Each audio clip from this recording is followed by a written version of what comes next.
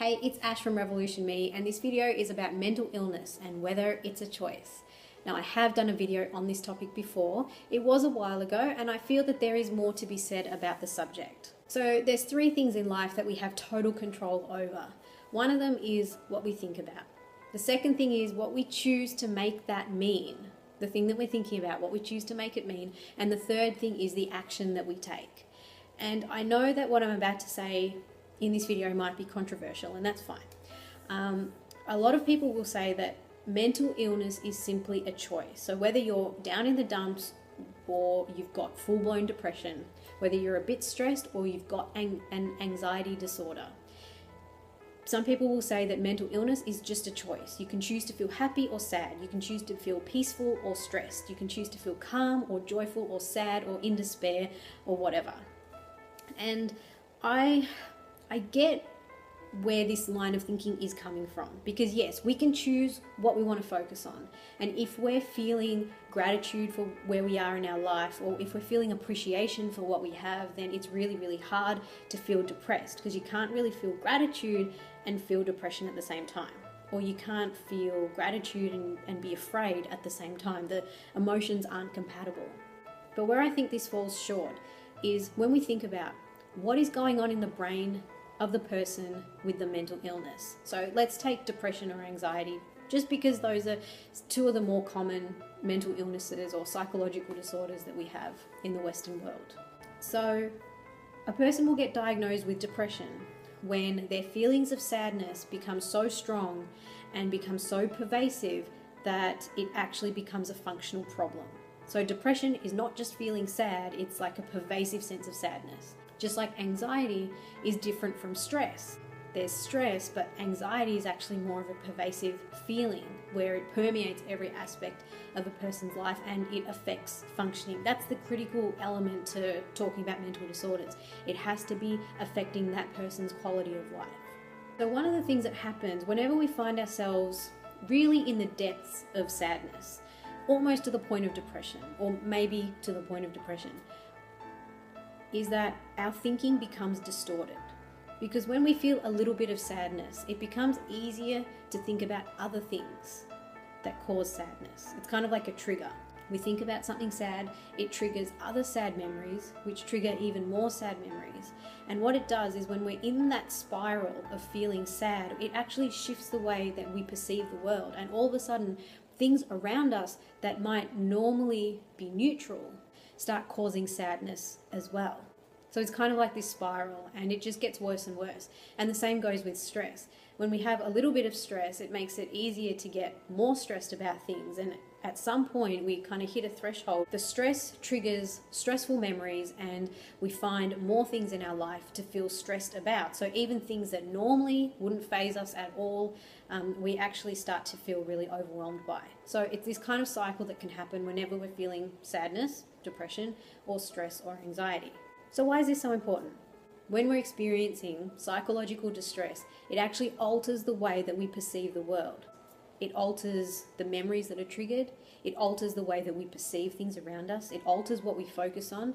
And things that we might normally not have focused on, they start coming to our mind. Things that normally don't trigger us, they start triggering us. Memories that we thought had been long forgotten, they start rising to the surface.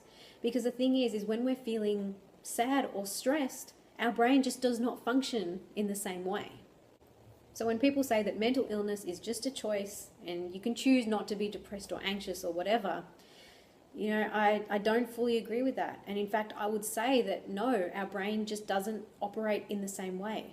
And I know a lot of people who've overcome mental illness will say these sorts of things, that you just have to change your thinking and turn it around. But when you're caught in the middle of it, sometimes the prospect of doing that is really hard to even think about. It's really hard to even process that that's an option. We can't see it. And sometimes it does take someone pointing it out. And sure, there's a group of people that when someone points it out, they're able to turn their thinking around. But I don't think that we can make absolutist statements for everybody.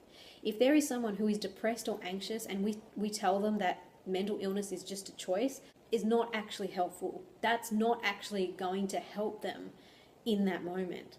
And it's kind of like if your car's going 100 kilometers an hour in one direction. It's kind of like trying to turn it around to go 100 kilometers an hour in the other direction. It's too much of a jump. What you got to do is slow it down, slow down the movement in one direction. You got to slow down that negative spiral, and then you got to transform it into the positive spiral. So the car slows down in one direction until it's slowed down enough that it can turn around safely and speed up again. I trust that analogy makes sense. It's kind of like that with our thinking. If our thinking has been following a pattern for such a long time, and if we're so ingrained in that stressed out cycle or that depressed cycle, it can be really hard to just flick the switch and turn it around. Sure, there are some people who can do that, and if you're one of them, then more power to you. Not everyone is like that. I do think that there's a handful of people who might hear a message like mental illness is a choice, and that kind of statement is just not helpful to them right now, and it actually makes things worse for them. And those are the people that I would say they need an alternative. Whenever we make statements like mental illness is a choice, sure, it'll be helpful for some, but it's definitely going to alienate another group.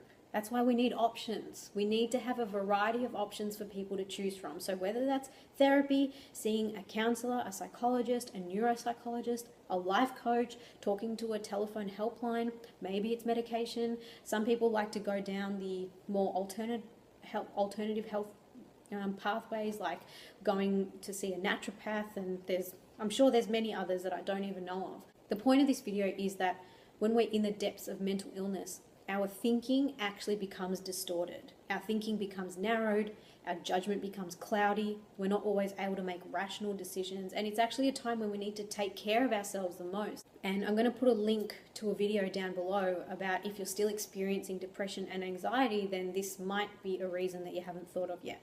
And that's why if we're experiencing mental distress, just like if we're experiencing physical distress, it is so important for us to take care of ourselves. And it's not just what we think, and it's not just about flicking the switch and saying that mental illness is a choice. It's actually taking care of what we're putting into our bodies, making sure that we're adequately nourished with the right foods, making sure that we're well rested as much as we possibly can, making sure that we're hydrated, that we're doing positive practices that bring joy and that bring peace into our lives. So whether that's spending time outside in nature or with animals or with people who uplift us, or doing volunteer work, or finding a way to give back to the community. There are so many avenues available, and the best part of it is that when we start taking care of ourselves, we actually start to improve our thinking. Our thinking changes almost automatically because the focus starts shifting away from what's bringing us into the negative spiral, and instead we start focusing on things that are going to bring us into an upward spiral. So I trust you found this video useful. Please let me know if you've got any questions. I would love to answer them or do a follow-up video to this. Have a fantastic day, everybody, and I will see you in the next video.